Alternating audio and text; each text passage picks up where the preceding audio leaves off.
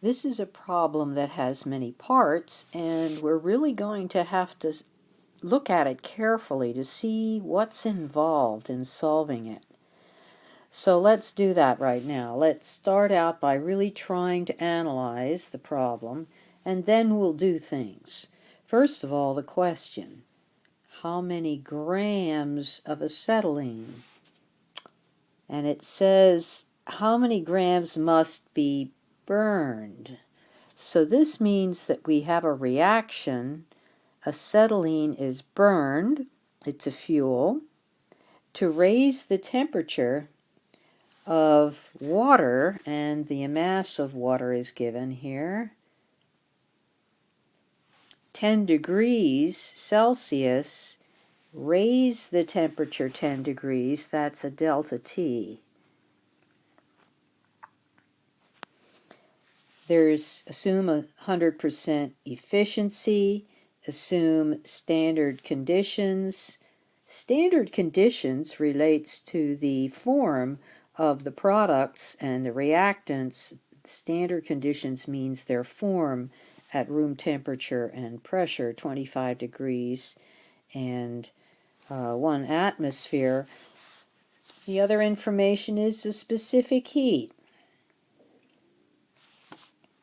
So we have several different kinds of information. Let's see how we put that together. Remember our little diagram. Getting used to seeing this. Delta T. We definitely have a delta T. We have a specific heat that relates, because delta T was the water temperature change and specific heat was for water. We had a mass of water. So when we do those three multiplied together, we can get heat. Our question was how many grams, which could be moles, of acetylene we have to use to burn, that's a reaction, to get a certain amount of heat, the heat that we calculate by multiplying those together. So it looks as though we need to write a reaction, and we need to do our calculation with specific heat, delta T, and grams, and somehow or another we're going to get to moles of limiting reactant of the acetylene, and therefore our answer. Okay, so here we'll write the balanced chemical reaction.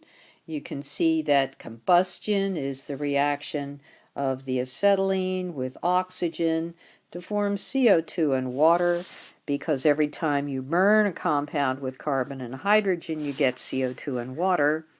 Notice that I have written liquid form for the water because we're talking about standard conditions. Standard conditions is what you would expect at 25 degrees Celsius and 1 atmosphere. If we have that equation, we can then calculate the delta H of reaction, which will give us a relationship between the amount of acetylene and kilojoules, which is what we're going to need if we're supposed to find how many grams of acetylene must be burned to raise the temperature. We need a relationship between heat and the mass of acetylene. So, our routine for calculating delta H of reaction from delta H's of formation, using the balancing number times delta H's of formation for each substance. Then you do the products, that one and that one, minus the reactants.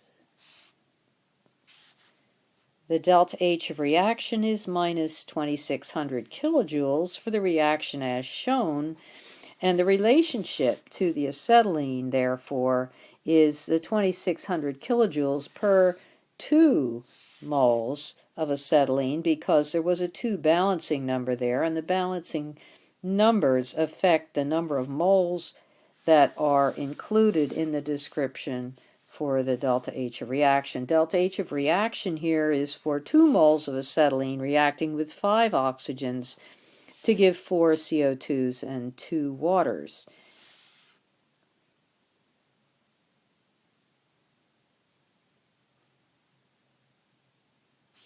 Now, the other thing that we knew we needed to do was to consider the combination of the delta T, the specific heat, and the grams to calculate the amount of heat that we needed. So let's look at that piece. Here we have the mass of water, the delta T, and the specific heat needed to raise the temperature, specific heat times mass, this is mass, times delta T, comes out to 58,422 joules, or 158.4 kilojoules. I've kept 4 significant figures to carry over an extra digit, even though this is only 3 sig figs. Now that's the amount of heat you're going to need to raise the temperature. We know now the amount of heat you're going to need.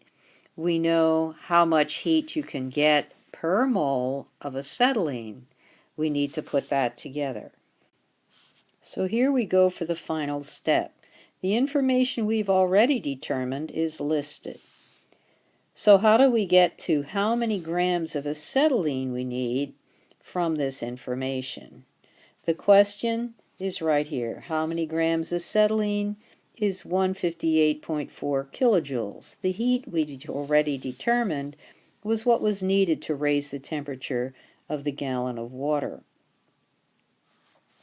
Okay, what we need to look at here is this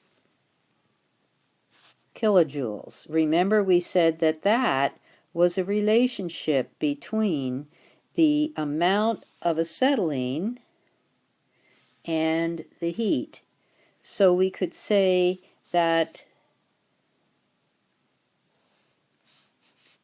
2,600 kilojoules was available for every 2 moles of the acetylene.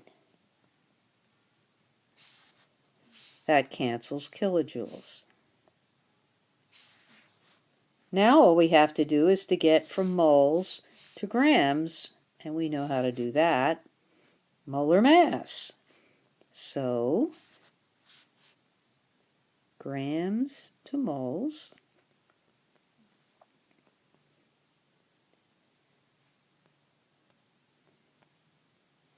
And the mass we need is 2 carbons, which is 24, plus 2 for the hydrogens, 26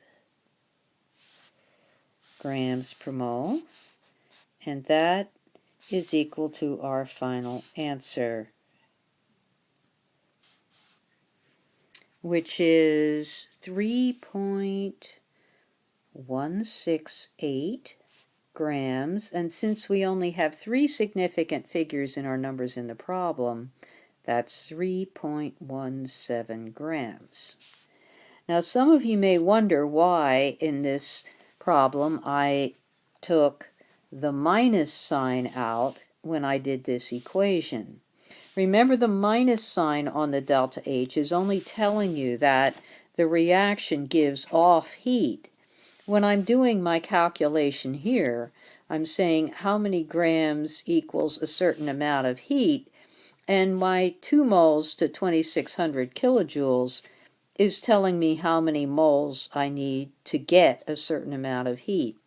You only need to put the sign in when you're expressing the delta H so you know which direction the heat went, whether it was a product or a reactant. When you're doing the calculation, you can just consider this is the amount of heat used or the amount of heat given off, and at the end, if you need a sign to express a delta H or something, you can put it back in. But in this case, you would certainly not come out with minus 3.17 grams.